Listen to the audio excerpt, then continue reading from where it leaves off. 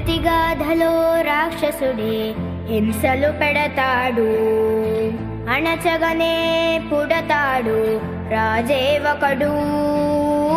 శత్రువునే కడదేర్చే పనిలో మన రాజు, హింసలనే మరిగాడు మంచిని మరిచే. ఆ నీచుడి అంతు చూసా